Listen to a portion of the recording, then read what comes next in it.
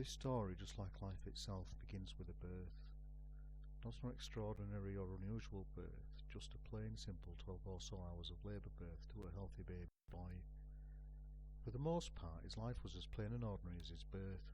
He grew up on a farm in a small town in the southern part of the United States, graduated from high school, not with honours, just a simple C to B average, but could have done much better if he had tried.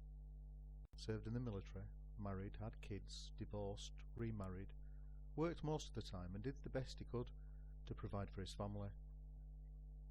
He stayed in the same occupation most of the time, pest control. Changed employers a few times and planned on eventually starting his own business. His tastes were simple. He preferred plain coffee with milk and sugar over the fancy and what he considered expensive flavoured coffees. Mocha decaf latte, foam covered, espresso. I think you get the idea. Although thanks to a gift card from his brother one Christmas he did develop a fondness for cafe mochas, but limited himself to one a week. He liked his food baked or fried, meat and vegetables, never tried sushi. He always said that if he wanted to eat raw fish, he could catch a trout from the creek and chow down on the creek bank and not have to pay a lot to do it. Grabbed a burger for lunch while at work, loved bacon and eggs for breakfast, and could eat certain cereals a box at a time. The main thing that separated him from most average men was that instead of popping a cold beer after work, he would have more coffee, either at the local coffee shop on the way home or in front of the television when he got home. I suppose we could give this man a name. Let's call him Mark. As for me, I am the voice in Mark's head, the little thought nagging at him most of his life from somewhere deep in the back of his mind, telling him that he was meant for more than this simple life. Don't get me wrong, Mark loved his life, he wouldn't take anything for it, he just always felt that somehow he was supposed to do something great, something that would make him stand out from the crowd. Most of the time, Mark figured that his greatness would come through his children, who he swore would accomplish great things in their lives. He thought when that happened, the little voice in his head, me, would go away. What Mark never knew was that he achieved greatness many times in his life. He might have considered himself to be an ordinary simple man, but many of the people Mark had encountered in his life knew better. He had changed people's lives for the better, but there was more to come in his future. Here's an example of the greatness Mark had done when he was 19. Mark was hanging out with a couple of guys he had met. He can't remember the names and neither can I. And they were partying. One of the guys called a prostitute that he knew. Mark learned that she was only 16. When she arrived, the two guys did their thing with her, then left to get more beer. Mark was watching television, the girl was lying under a blanket on the couch. She looked at Mark and asked if it was his turn. He pulled a chair up beside the couch, sat down, and started talking to her, asking her why she did what she did. She told him that she was on her own and needed the money. Same old story. Mark asked, why didn't she just get a job? He told her that it wasn't safe, especially for someone her age, to live the life she had. There were plenty of other ways she could make money, safer and legally. He asked where her parents, her family were. Why was she on her own at 16? Asked questions about her life, a life that a farm boy from a loving family could not understand. They talked for a while, nothing more than talking. Mark never touched her except to shake her hand when he left, after the two guys returned. Here's the part of the story that Mark never knew, his claim to fame, so to speak.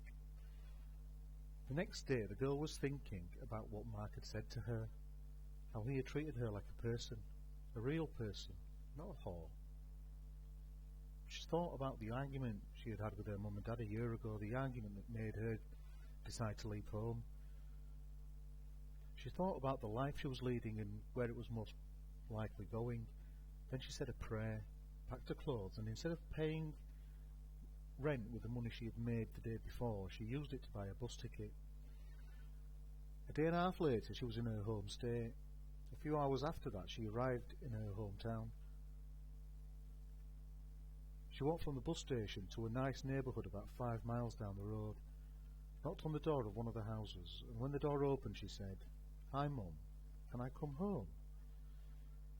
The next week she went back to high school, graduated 2 years later, then went to college, After college, she went to medical school. She became a surgeon, saved many lives during her career, and often thought of the man that had changed her life. She regretted that she did not know how to contact Mark, never even knew his last name. She wanted to thank him for changing her life, possibly even saving it. She spoke of him often. I'd eventually told her parents about her life as a runaway, about Mark. While dating the man she eventually married, she told him the story. Later in life, she would explain it to her children. The story was told many times at the shelter for homeless and runaway girls that she volunteered at twice a week. Hearing about how she lived when she was 16, and how a small conversation with a stranger named Mark had changed her life, made many young girls rethink their situation. Some even returned home. Mark, the creator of a surgeon, the inspiration for runaways to return to their families, the man who touched many lives with a simple conversation with a 16-year-old, the man who changed so many people for the better, never knew he was more than just a simple farm boy, former soldier, and pest control technician. Now you're probably wondering how I, a voice in someone's head, knows the things about Mark that he himself does not even know. It's simple. The voices in everyone's heads are connected. We are the force, the energy, that binds all living creatures together. If there is anything about you that you do not know, don't worry. The voice in your head knows. Sometimes Mark never even met the people he helped.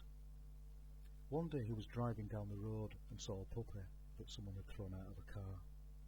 You know the type of person, too sorry or lazy or worthless to find a home for an animal that they can't keep, won't even bother to take it to the shelter. Mark stopped and picked up the puppy, cute little thing, brown and black with big dark eyes. He wanted to take it home, but the place he was renting at the time did not allow pets, so he took it to the nearest animal shelter. Mark knew there was a chance that the puppy would be put to sleep if the shelter could not find a home for it, but he figured it had a better chance there than it did on the roadside. A few days later, someone came to the shelter and adopted the puppy. They took it to a training school where it was trained to be a seeing eye dog for the blind. After its training was complete, the puppy, now a dog, was given to the person's blind aunt. Thanks to the dog, which she named Scruffy, she was able to lead a fairly normal life, go for walks, etc. Many times, Scruffy prevented her from walking out in front of cars, found her shoes for her when she could not remember where she had left them, and even once woke her up when there was a burglar in her home late at night. She was able to call the police, and they arrived before the burglar was able to get away. As it turned out, the burglar was wanted for a long list of break-ins, and had even assaulted and almost killed someone who walked in on him one night while he was stealing their possessions. Mark, the saviour of abandoned puppies, the reason a blind lady was able to function normally, the man who led to the arrest and conviction of a wanted criminal, the husband and father who worked part-time as a security guard for 7 years in addition to his full-time job, and always wondered what it would be like to do something spectacular. Remember how I said that all the voices in your heads are connected? How we are the energy that binds life together. We not only know what effects you have had on other people, but we also know the results of your actions that will happen in the future. Early one December, when Mark was in his late 20s, he was doing some Christmas shopping at the local mall. He had just enjoyed some lunch at the food court and was heading toward the toy store. He often said that being a dad was a great way of being able to go to a toy store and not have people think that you were weird. Anyway, while walking through the mall, he heard a lady calling out her son's name. Several yards in the opposite direction, he heard a little boy crying. Mark found the boy and asked him what was wrong, and the boy said that he had lost his mummy. Mark said, "I think I know where she is. Follow me." He led the child to the lady he had heard a few minutes earlier, and it was the little boy's mother. What Mark didn't know and never will know is that at the exact moment he was approaching the child, so was another man, a man who, unlike Mark, did not care about other people. This man was a kidnapper, child molester and murderer. He'd be doing it for several years and would continue for several more years before finally being caught, sent to trial and sentenced to death by a jury of his peers. Though to be honest, they were not his peers, they were much better than him. While waiting in prison for the sentence to be carried out, he would be attacked, stabbed in the chest and killed by another prisoner. Even among murderers, rapists and other criminals, young child molesters are considered low-life scum who do not deserve to live. This man was approaching the little boy at the same time Mark was. Mark beat him to the boy by about 3 seconds. When the man saw Mark talking to the child, he kept walking like he was just another holiday shopper. The child grew up to live a productive life as a journalist. He married and had children of his own. One of his children will grow up to be the President of the United States and pull the country out of one of the toughest times it will ever see. By a weird twist of fate that no one involved will ever know, the future President's campaign manager will be the grandson of the prisoner who killed the child molester. Mark, protector of lost children, reuniting mother and child, unknowingly saving a life, and as a result indirectly saving a country. Worked 7 days a week for years, and often wished that he had gone to college and gotten a degree so that he could have done more with his life. Let me tell you a little more about Mark. Not the great things he did in his life, but just some things about him. After serving in the military, he bounced from job to job for a while before finally finding his place in the pest control industry. He married for the first time in his mid-20s, was married for a little over a decade, fathering 3 kids during that time. A few years after this, his first marriage ended. He met a wonderful lady that he soon married and will spend the rest of his life with. 3 or 4 years after they got married, his wife decided she wanted a career change and wanted to return to college. Mark encouraged her to do so and did everything he could to help her. She worked all day and went to school in the evenings, coming home to a dinner that Mark had prepared. He would even cook on weekends so that she would have time to study. Mark considered what he did to help her just something normal, even though she was working 2 jobs and coming home at the end of the day to cook and do laundry. He thought his wife was the amazing one, working all day then going to class. Mark really thought she was amazing during the 6-month period that he was not at home. She was working, going to class, cooking, doing laundry, etc., all on her own.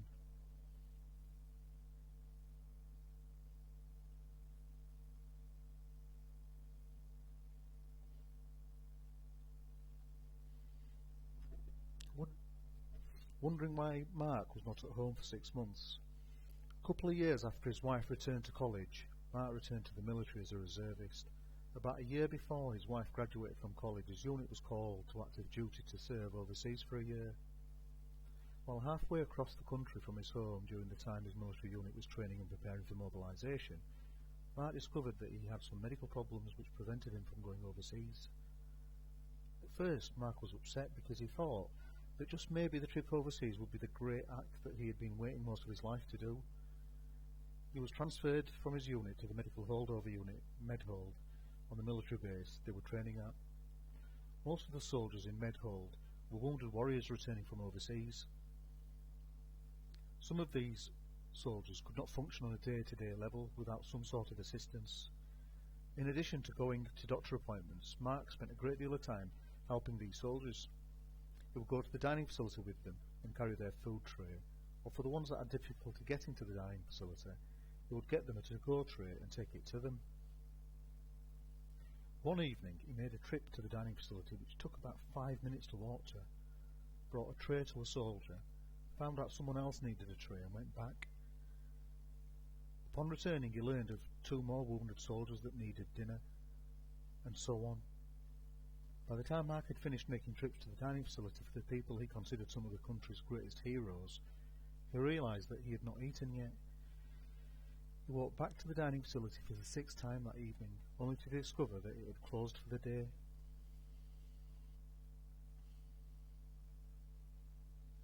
Mark carried laundry to the laundry room for wounded soldiers, sometimes doing their laundry for them. Anything that a wounded warrior needed help with, Mark was willing to help. He was praised many times by his peers and superiors. He always thought but what he did was something that any soldier would do for another soldier, or that any human being would, or at least should, do for another human being. Some of the soldiers he helped became his friends, but there were others that Mark never knew anything about other than their name and rank. One of the soldiers that he did not get to know very well is the next amazing accomplishment I will tell you about. This particular soldier was the type of person that had never really cared about anyone other than himself. He had joined the military to pay for college, not for any other reason. While serving overseas, he had been wounded during an explosion and almost lost one of his feet. While in Medhold, Mark had carried his food to him many times and had done his laundry on more than one occasion. He was discharged from the military after his wounds had healed and went on to college. He had always planned on becoming a lawyer so that he could make a lot of money. But he was so amazed and impressed by Mark's selfless actions that he changed his education goals. Instead of going to college and then law school when he returned home from the military, he went to college and became a physical therapist. He got a job at a hospital on a military base near his home and worked with the seriously injured soldiers and their families. It turned out that he really enjoyed helping others, and especially helping soldiers with leg, feet and back injuries learn to walk again. When any of his patients or co-workers would ask why he became a physical therapist, he would tell them about Mark. Mark, friend to the wounded warriors, doing what he simply thought was the right thing to do, changed a young man's life and attitude by bringing him a to-go tray. Wished he could have gone overseas with his unit so that he could serve his country better and make a difference. I could tell you about many other things Mark did or will do, whether he knows it or not, but I believe you understand now what type of person Mark is. He was right about his children doing great things. One will become a crime scene investigator and solve crimes that no one else can. One will become a world-renowned writer, and the other will decide to take over the pest control business that Mark will eventually start, and is in many, many ways just like his dad, if you know what I mean. Remember I told you that the voices in your heads are connected. Mark will live to be almost 90 years old. He simply dies of old age. The moment that he passes away, a surgeon, a physical therapist, a journalist, and many other people will suddenly, and for no reason that they know or understand, feel sad, like they've just lost someone or something important to them. Mark's last words will be to tell his family that he loves them. His last thought is, I wonder if I did enough during my life.